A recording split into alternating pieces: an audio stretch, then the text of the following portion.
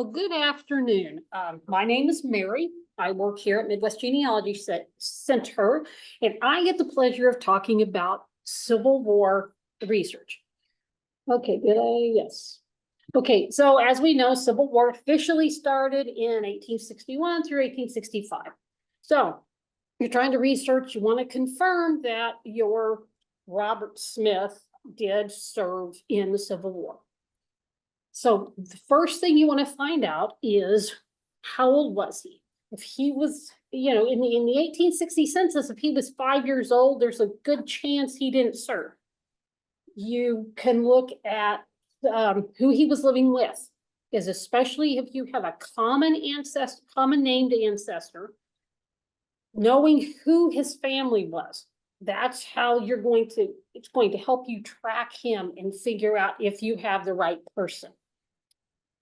Also, let me go to the map. As you can see, the map, the blue are the Union states, the red are the Confederate states, the gray tan color, whatever that is, are territories, and the striped states. There are 5, those are the border states. Those are the ones that literally we weren't really sure. Were they Confederate? Were they Union?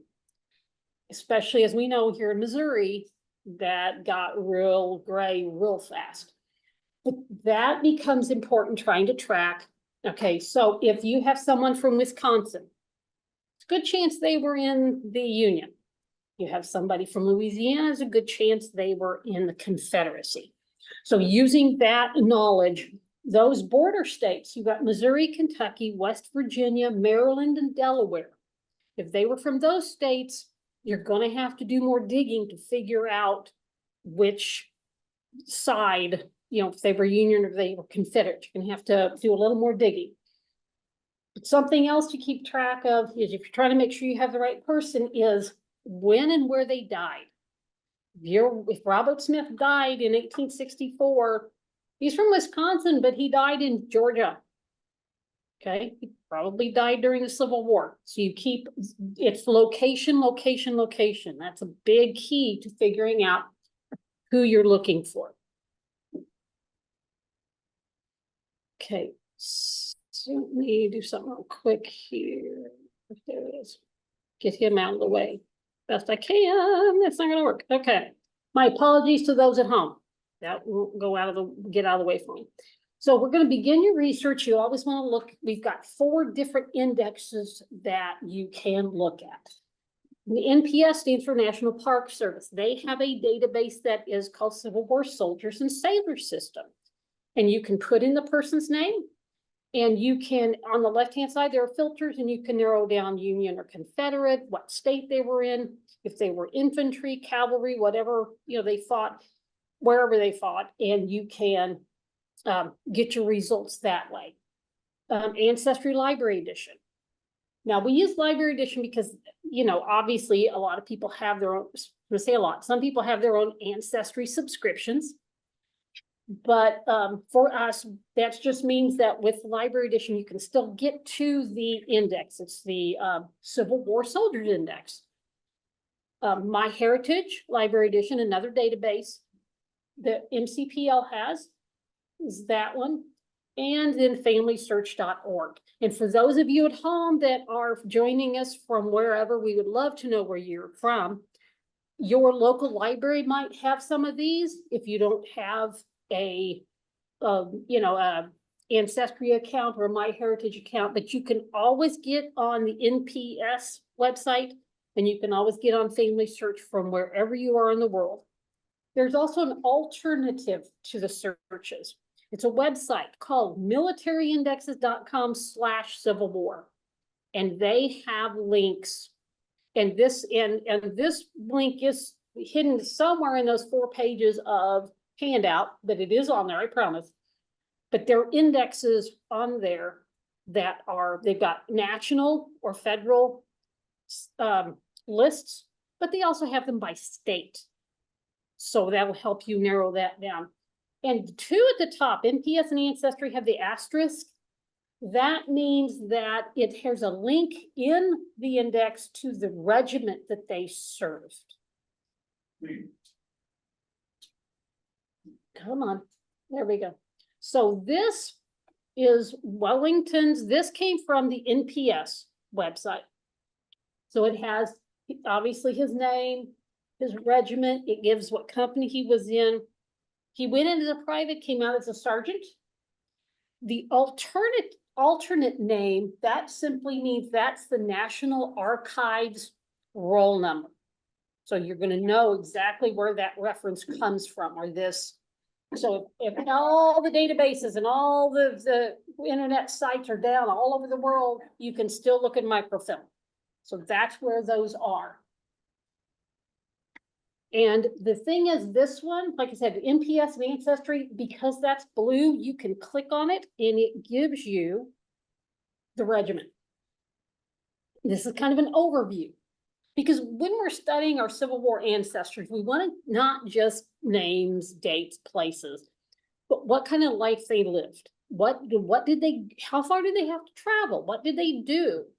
Well, this gives you a rundown of this particular regiment, the dates, the places, what battles they were involved in, what they did. So this kind of helps you track Robert's movement about what he did. And at the very bottom, I don't know if you can see it, but there's a called View Battle Units Soldiers. If you click on that link, that actually brings up a list of every soldier that was in the 64th New York Regiment. So you can see a whole list and you can look and see, you know, if you're curious, how many were there? It's going to give you that list. Again, we're trying to figure out, did he for sure serve, or what side? We figured out Robert served. Did he serve Union or Confederate? Well, pictures. If you are lucky enough to have a picture, fantastic. And if you have it in color, have it framed and saved forever. But yeah, so the thing is, obviously, a lot of them are black and white. Because, you know, you heard the blue and the gray. Well, it wasn't always like that, especially when the war first started. They went to war with what was on their back. They wore, you know, or their, you know, local colors or whatever. They did not have official uniforms for a while. But the pictures, you can look, and like the trouser colors. The darker trousers were for officers. The lighter colored trousers were for the enlisted. The stripes. So there were red stripes for artillery, yellow stripes for cavalry. And you may be thinking, well, it's black and white. How can I tell? Well, if you've ever looked at a black and white picture, red is going to come off darker than yellow. So that's another clue that's going to help you. Their kepis or their hats are in their jackets. So again, the artillery had red, and the they had shell jackets. Those are also known, we used to call them waistcoats. So the one with the short jackets, those are cavalry and artillery. And then the cavalry had yellow trim. Again, the black and white photos, you just kind of look at the shading and see how that helps. Also, if you get a magnifying glass out and we look at the different insignias on the uniform, like he's got here on the shoulder, the middle soldier, if you can see something on a hat, the hat he has an insignia, that will help you kind of figure out what regiment, what company, where he fought. We at MGC, and I'm sure I know other libraries have them, we have a book, The Uniforms of the Civil War, and the thing's like 250 pages, but it's all the different illustrated pictures of the different uniforms, what they wore, when and where. It's a really good resource if you have pictures and you're just trying to figure all this out. Naming conventions. So you have a diary. Robert Smith wrote a diary. And he said that he was in the 1st Texas Infantry, was in the Lone Star Rifles. He was Confederate. Confederates liked nicknames. The Union, they were kind of boring. They just liked numbers. 2nd Illinois Infantry. State militia, they kind of did a little bit of both. you had the 1st Missouri State Guard. They were also known as the Missouri Tigers. So anybody that's a fan of University of Columbia, there you go. That's how they got their name. The battles. So for the Union, they named their battles after natural objects. Confederates named their battles after towns or something that was man-made. So for the Union, for the Battle of Pittsburgh Landing, because that's where that was the boat landing at Pittsburgh. That's how that got its name. Battle of Shiloh. It's a man-made church. So the Confederates called it the Battle of Shiloh. They're the same battle. So if Robert has a diary and says, hey, I was fighting, it's the Battle of Shiloh, then that's going to tell you that he was a Confederate. So we're using all these clues to kind of help us build that, get us that information. Something else, if your ancestor survived to the year 1890, the government did a special veterans schedule. And what they did was they listed the veterans or their widows. So if he didn't survive, but his wife was still alive, they did a census just for them. And you can see up here, we have Wellington's name. He gave his rank. We're going to have the company that he was in. The name of the regiment, so he was in the 64th New York Infantry. The date that he enlisted. And the date is he discharged. He was in for 3 straight years. Never got hurt. I don't know how I did that one. So the page is in 2 sections. You've got the top half and the bottom half. The bottom half, so he was on line, I believe it was 15. So you would go down to the bottom, find line 15, and you're going to get a little more information about him. Going to have his post office address. Any disability. So if he was injured, like I said, he came out without a scratch. So he was generally healthy, but I've seen some pretty interesting descriptions. So there are details there and any other remarks that were made about that soldier. So again, it's going to be them or their widows. Now, again, we're building a picture of what they went through, what life was like in the Civil War. And to do that, we're going to look at figure out where to get regimental histories, we're going to battle descriptions, POW records, cemetery records, as well as more information. And you can tell Library of Congress, Fold 3, and the National Archives are excellent resources for, in fact, Fold 3, a lot of what they have, they got from the National Archives. So Fold 3, that is what the top screen looks like. The top of the screen looks like. If you go in, if anyone's familiar with Fold 3, you go on, you have all these different squares with all the different conflicts. Civil War has 3. They have the Civil War, then they have Civil War Union or Civil War Confederate. So if you already know you're looking for Union records, you kind of skip the U.S. Civil War and go to the U.S. Civil War, the Union section, and it will give you the publications and things there. It has compiled service records and indexes for Union and Confederate soldiers. And some of the states have indexes, some of the states have the service records, or some have one or the other, and it's going to depend. So you literally have to go in and look and see what's there. But they're all original papers. Muster rolls, prison registers, etc. Veterans pension applications and widows pension applications. And they have a section for regimental histories. So what you can do is at the top, if you notice, it says overview, publications, and description. If at the top where it says overview, you can just type your soldier's name in the top bar and it will give you results in every publication. If you go under publication and you're looking specifically for like Missouri service records, you can just start typing in Missouri and you can see what publications are there. And then you click on that publication, you're just filtering results up front. So you don't have to go through all the screens of Robert Smiths that exist.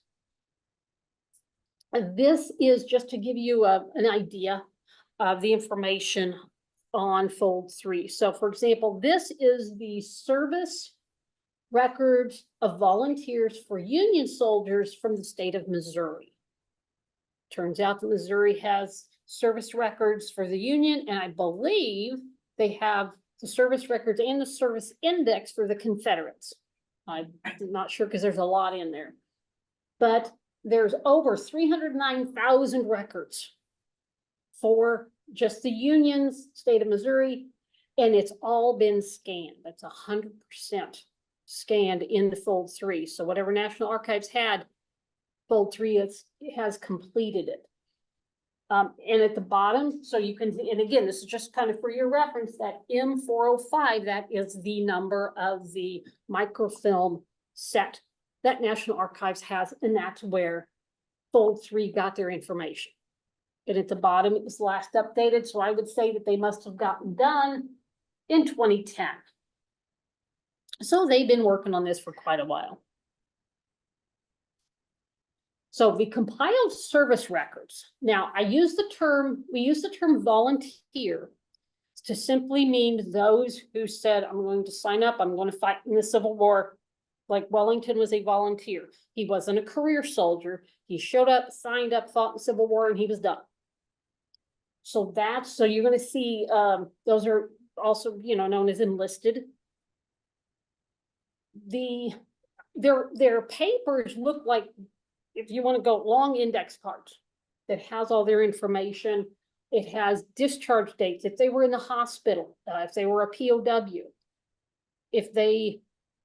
whatever was going on, whenever they kept track of them, that information is going to be on those cards. This one on the screen I find kind of funny. So Robert Miller, he was in Missouri. He was 27 years old. He was 5'7".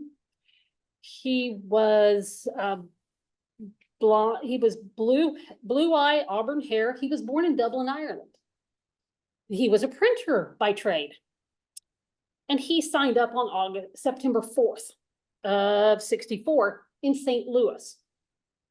On the back of his card, September of 1864, he was absent. He deserted 2 days later on September 6th.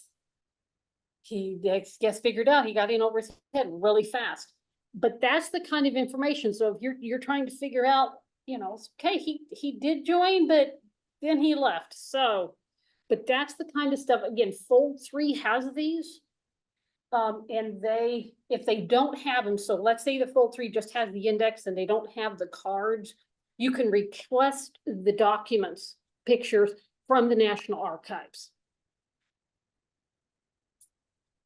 Okay, so Union soldiers, again, they called the compiled military service records. And again, those are, if fold 3 doesn't have them, you can request them through National Archives. They have pensions, which we will get into more detail in a little bit, because pensions can be a little kind of questionable sometimes. There's also a set on family search, and has a National Archives film, compiled records. Basically, this is what we saw on fold 3, but they're also on family search. The regular army, so these are the career soldiers. On fold 3, ancestry and family search, there is a collection called the Register of Enlistments in the U.S. Army from 1798 to 1914. So when you go in and you look at a collection, it may not specifically say Civil War, but if it has so if you're in fold 3 and it has a time frame that fits that, then that's why it's included in there. So not every publication you see is going to specifically say Civil War. They're going to look at the dates that this encompasses. Now we have a set of books, because you have published resources to find even more stuff. It's called The Roster of Union Soldiers by Janet Hewitt. For the Union, there's a 33-volume set. And they are by, I always get those confused with Confederacy, by state and then by county, I believe. But again, it's every soldier that was in the Union. There's also periodicals. Periodicals will have articles anywhere from list of soldiers that fought in Jackson County to this is where you can find Civil War records. So don't look over periodicals as, yeah, okay. They can have information that you can't find anywhere else. So that's something else to consider as well. Confederate soldiers. Again, they're going to have compiled service records, and we saw that Fold 3 does have some. The compiled on Family Search, they have the compiled records showing service of military units, Confederate organizations. And then there's a separate set, and I'm going to be honest, I've never looked at the two to compare them, but this is Confederate soldiers served in organizations raised directly by the Confederate government. So there is a difference there. You have a collection called Confederate Service Records on Ancestry and MyHeritage. Now, keep in mind that for both the Union and especially Confederate, because it's going to help, because it's the Confederate. So everything with Confederates is at state level. Is that the website that I referenced earlier, militaryindexes.com/Civil War. They have links for every state. So you can go in and see, so if you're searching in Alabama, then they're going to have links for whatever you can find for them. Again, Miss Janet Hewitt came up with a 16-volume set of rosters of Confederate soldiers. And again, we have periodicals. Periodicals, again, can be anywhere from where to find Confederate records in Texas to these are all the Confederate soldiers that fought in Little Rock, Arkansas. So it's going to vary, but it's always worth a look. U.S. colored troops. There was approximately 186,000 that served. They were in the state militia before the U.S. colored troops, because colored troops became official, quote unquote, in 1863. That's when the government said, okay, they are allowed to fight. Because before they participated, but they might have pulled the wagons or cooked or whatever they did. They weren't actually up front fighting. On Ancestry, we have a collection, the U.S. colored troops, military service records. The Fold 3 has 11 different publications for the U.S. colored troops, and I didn't have the room on here to list them all. You want to check the National Archives, check Family Search Research Wiki for researching your U.S. colored troops in the Civil War. There's also on Family Search Heritage and Heritage Quest Online, there's a set of record called U.S. Freedmen's Bank Records. And I'm going to show you an example in a minute, and that's why that's going to help. Then I recently found, it's called African American Civil War Museum. What it is actually a list of those who fought in the U.S. colored troops. It is searchable by name. But the odd thing is, just pulling up the list, it's in reverse alphabetical order. So the Z's are actually first. Come on, where'd you go? There you are. So the U.S. colored troops, this is for Robert Price. This is the Freedmen's Bank.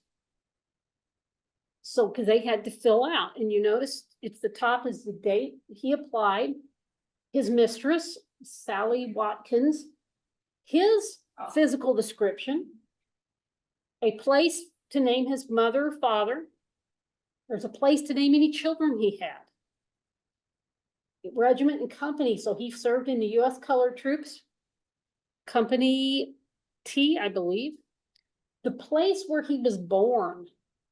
So if you're researching African American, going to tell you this man was born in Prince George County, Maryland. And when this was written up, when he applied to the bank, he was living in Washington, D.C. So again, if you're researching the U.S. colored troops, a lot of good information on how to get those where you can go to get those records. Foreign-born soldiers. So you had the largest contingents, Germans, Irish, and British, which the British included the English, Scottish, and Welsh. Then you had Canada, you know, other European countries, a few from China, and even some from Mexico. In the Union, 25 to 35% of the troops were made up of foreign-born soldiers. In the Confederacy, 5% of the troops were foreign-born soldiers. Now, for those who came and wanted citizenship, if they came, so let's say that Mr. Robert Miller, who hadn't deserted, and he served, then as soon as his service was over, they would basically grant him instant citizenship. It's like, if you're going to lay your line on for your new country, you're not going to have to wait the 5 years to become a citizen.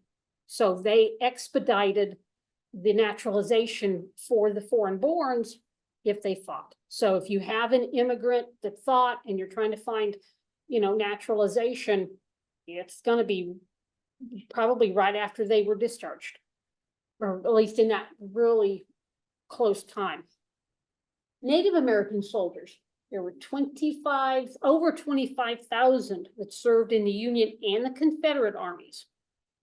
There were over 20 different tribes represented for the Union Army. They also had they had 3 different regiments for the Indian Home Guard, and that was the Indian Territory, Kansas, Missouri, and Arkansas. And in the Confederate Army, there were 5 different tribes that were represented there.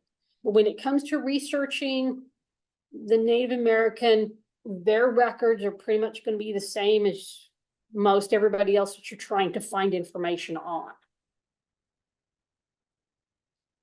Sailors for the Union, again, they're going to have, it's all their service information. They have pensions. There is a Navy survivor certificate and Navy's widow certificates, and those are on fold 3. So if you have a Civil War ancestor that was in the Navy. The Confederates, again, because it's at state level, the records are in poor condition if they even still exist. So that makes it a little harder. Again, pensions were state issued, not federal. And there's an article online called Civil War and Later Navy Personnel Records at the National Archives. And this is just literally an article online that you can read if you're researching, you know, naval officers or naval personnel who fought for the Confederacy. Now, pensions, I wanted to specifically talk about pensions because sometimes there's a bit of a gray area. So you had to be eligible. In 1862, the first ones to sign up to get a pension, they had to have served 90 days. They had to be honorably discharged, and he had to be unable to support himself through manual labor. So he couldn't, you know, go work at the local merchants and still be eligible for a pension. It did the, what's it called? The eligibility kind of eased up over time. In 1870, they eased up, so you just kind of got a lump sum added to that pension. And as long as you were injured, even if it wasn't in the war, if you were injured and you couldn't really support yourself, that was taken into consideration. By 1890, I believe, it was pretty much, if you've made it this far, you get a pension. So they eased up on the eligibility over time.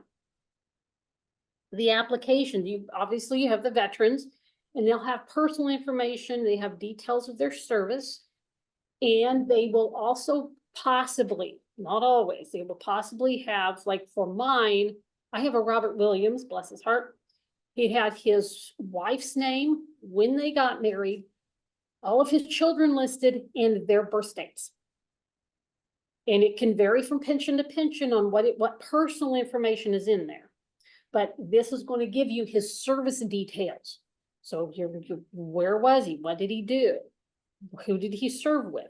Because they had to have at least, I believe it's 2 affidavits from people who served with them to say, yes, they were there, I was with them. Your widow's pension, same kind of deal. You had to, the personal information, his service information, affidavits again, and his death information, obviously. You have the heirs. So you have when the parents died, because you have a 15-year-old, mom and dad are both gone, they've got no way to support themselves. So they apply for a pension. Going to have their personal information. And obviously all of these are going to have the veteran's service information, because you had to prove that your husband or your father served in the war. There is one on here that's not listed and kind of gets tucked away sometimes. A lot of people know about it, called the mother's pension application.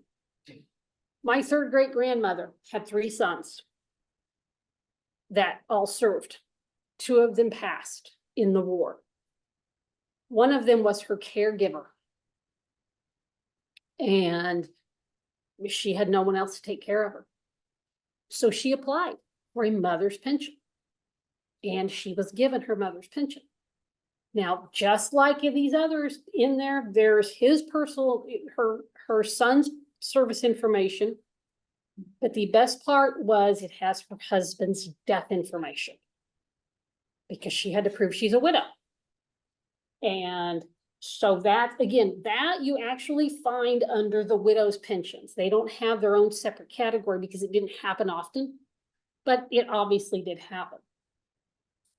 And their index is online. Again, Fold 3 has the widow's pensions right now. They're at about 23% complete as far as having been scanned.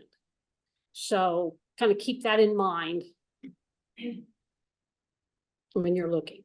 This is what a union pension application card looks like. So if I wanted to send off for Wellington's pension, his pension papers, then I would have all that information. I have the dates that he filed, I have the application number, the certificate number. I have all of his service details. So when I go to the National Archives, I can put all that information in, and that'll help them find that file for me. Something else, if your soldier didn't survive to 1890, but they had filed for a pension, they might still be in. It's called Pensioners of the Roll of January 1st, 1883. That's a 5-book set. And it is by state and then by county within each state. However, they are not in alphabetical order by county. So you just have to go down the list and look and find them. But that's another resource for pensions, for finding, again, just trying to put more pieces to the puzzle into your puzzle. The Confederates, again, state only, wasn't federal.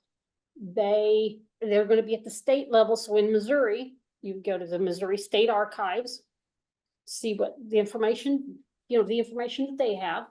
Also, any historical societies and record centers. They had to be disabled or indigent or extremely poor to be able to get a Confederate's pension. They were much more, shall we say, stringent than the Union, because it's at the state level, and the funds for the state level are a little more, not as many funds to go around. And they applied in the state where they lived at the time, not where they served. And National Archives has a list of state holdings. So you can go to the National Archives, look for the state, and figure out who has the pensions. Come on. This is an example of a union application. And this is just the first page. A coworker let me use this. And there was actually 3 full pages of information, but this is just the first page to show you what it looks like. It's a completely different form. I'm gonna be honest, I kind of like this one better because it gives more personal details about it. Where he served, when he served. Down here says, how old was he? Where was he born? Let's see, how long had he been living? So he served in Tennessee. He was born in Tennessee. It says he served in Montgomery, Alabama. He was living in Oklahoma. So he applied in Oklahoma for his pension. So it gives you all that personal information. Like I said, I think his application like 3 pages long. Other military records, because there's a lot to be had out there. You have the provost marshal reports, and those were the ones that actually held the draft. If you ever find one, it basically looks like a big ledger and even says provost marshal at the top, and it's the list of everybody that signed up or was drafted. And they had to keep they kept statistics. You have the adjutant general's reports, the US and the state level. Those US adjutant general, they're kind of like the keeper of all the papers. So they kept the personnel records, any correspondence or communications they had. We want to look again for regimental and unit histories, and those you can get online. Fold 3 has some unit histories. We have drawers of microfiche with Civil War unit histories back in the vault. We have books upstairs for unit histories. So if you look, you just start looking for those not in the building, for those not from around here. You can always get on our catalog, look and see what you can find for in our catalog that might be available for checkout. Go to your local library and ask for interlibrary loan. And they can send, they can maybe see if they can get a copy for you to be able to read. And then we have veteran services, homes for disabled volunteer soldiers. That was actually started in 1865, right at the end of the war, because there were soldiers that they had no family, or they were just so disabled the family couldn't take care of them. So the homes were provided for them. And there's the veterans or old soldiers homes. Similar situation. It started a little later, but they had to have somewhere to go. And if they didn't, the government was trying their best to take care of. Cemeteries. The headstones on the right-hand side, if you can tell the difference, the top one is curved and the bottom one is pointed. And some people don't realize this, which at first I didn't either. The top one is Union because it's rounded at the top. If it's peaked, that's the Confederates. That's a Confederate's headstone. Also, if you notice on the Union, they have kind of engraved a kind of like a badge, an emblem where the name and the service information is engraved. Now, the VA has a nationwide gravesite locator. So you can literally go to that website, you can go into the search, you can type in a name, and you can find out where they're buried. Now, the caveat to that is, if they're buried in a national cemetery, or if they're buried in a private cemetery but applied for a military headstone, then they're going to be in there. Robert his family did not apply for military headstone, and he is buried with the rest of the family in a private cemetery, so he is not in there. So keep that in mind too. If you look in there and you can't find them, that just means that they're buried outside of, or they're not in a national cemetery and they don't have a military headstone. Cindy's list is, they also have, she has an entire list of military cemeteries. On Family Search, National Archives has a film that Family Search has digitized. It's card records of headstones provided for deceased Union Civil War veterans. And again, we're distinguishing Union and Confederates because Confederates just didn't have the funds or the ability to have these larger programs available. There's also veterans organizations. So if they were a member of if they were Union, they were membered of the GAR, Grand Army of the Republic. They're going to have their service information in there. If there's a lineage society, we have one, there's I think one called the Sons of the Confederacy. So for you to be able to belong to one of these, you have to have kind of prove that you directly come from a Civil War soldier. You've got the Union side and you have the Confederate side, and they all got daughters of the Union veterans of the Civil War. So if you're looking for more information, more service information about your ancestor, you can go to contact the organizations and the societies and see what you can find, see, what help they can be as far as being able to provide paperwork and information.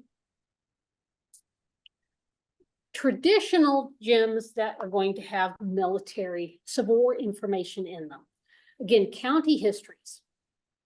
The big 1880, 1881 was the big year for county histories. And if your soldier was interviewed for the county history, or if they weren't, or a family member was, and they might give some details, some information about your ancestor service. There are, obviously they're in book form, but they're also on a website called Internet Archive or Digital State Archives. So again, just look through, go to each the state that you're, so it's Alabama, just kind of go and see what you can find for Alabama.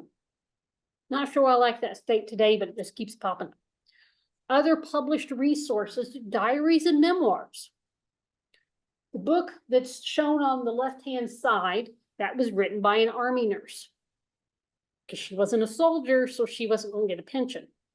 So she wrote this, to tell her story of what she did while she was being a nurse in the Civil War. And if she could make a few extra dollars on the side to help, that was even better. But it's reminiscence of an Army nurse during the Civil War. So you have these kind of books. People wrote a lot of diaries. There's a lot of memoirs. We have a set of, it's 128 volumes, over 250 books, because each volume has several parts, called The War of the Rebellion, a compilation of official records. Now, these are official records that can, if someone got mentioned, they got promotion, and there was, the captain was letting his colonel know, then he's mentioned in there. There's a lot of histories, company histories, things like that that are in these books. Checking old newspapers, because there are newspapers on Chronicling America, which is from Library of Congress. They have newspapers back to before 1800, but you can get on newspapers.com library edition, as well as Access Newspaper Archive, and you can look for old newspapers and look, because it might be a list of soldiers. Your ancestor might be mentioned, but there might be a list of soldiers from the town that he was from. So again, we're wanting to build their life.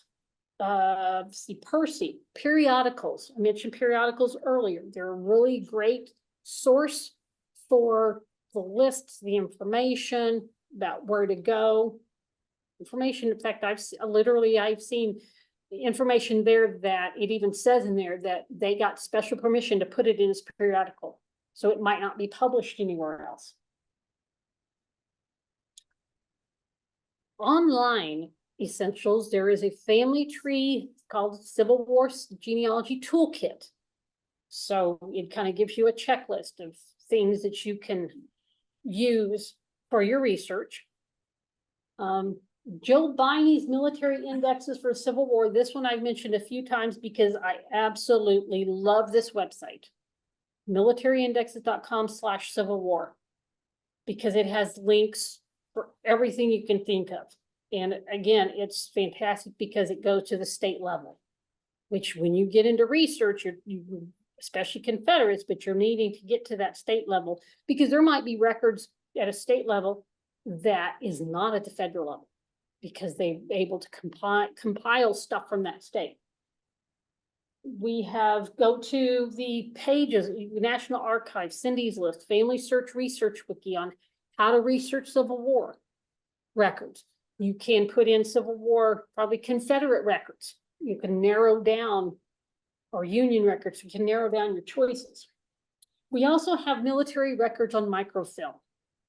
Probably about 1/4 of what is in the vault is military. So we have a guide. And what I was mentioned on the other slide about the official records of the Union Confederate armies are also in microfilm. And again, we have a whole list of unit histories for every region. They're filed by region, and pretty much every state in those regions has some unit histories. It's weird, Roberts wasn't in there, but I don't know. The top websites for Civil War research. Again, you have the NPS we talked about early, because they have this index, service index. They also have regiments and battles, as well as cemetery information. Fold 3 and Ancestry. Again, those you can get through your local library, or you might have your own subscription. And then we have Family Search. Family Search has a Soldier's Index. They have information about the battles. They also have this interesting, it's called FHL, in NARA to FHL films. So if you have a National Archives film number, say M405, and you want to see if Family Search has that on microfilm, and if it's available to be viewed online, you can always go into that page and they just literally have listed. Go down to M405 and you can see what the FHL film number is and look for that film number to find those as well. Getting on, we just passed kind of vacation season, but sometimes if you want to take, you're interested, you've done the research and you want to know what happened in these battles, what went on. There's a lot of museums. There's a lot of historical and genealogical societies that have Civil War information. American Battlefield Trust Links has something called Learn. They have links to find more information, places you can go. And even from here, we have Battle of Lone Jack down there, the Lexington, Battle of Lexington over here. And because this all started out of COVID, because you have the, everybody stayed home. You weren't go out visit. So they made a lot more stuff available online. So if you really wanted, of a museum in Tennessee that you'd really like to go to, but you just can't travel, you can see what you can find online. And again, they're making more stuff available that way. Now, we've looked for records. So you found the record, you found information. Now you want to deep dive into a little more history. Midwest Genealogy Center has 5 different databases of Civil War information. You can see, it's Civil War in Words and Deeds, American Civil War Letters and Diaries, Civil War Era, that is focusing on, so that focuses on the entire Civil War time frame. Civil War Reports of the Union Army Generals. So if you have a general that, in your ancestry, and Confederate newspapers. That is from 1861 to 1865, and it says specifically for Alabama, Florida, Georgia, Tennessee, and Virginia. So they have narrowed down your search. So if you have Civil War, Confederate Civil War soldiers that fought out of Alabama, then you can see what newspapers are in there that you might be able to find them. And this is our contact information.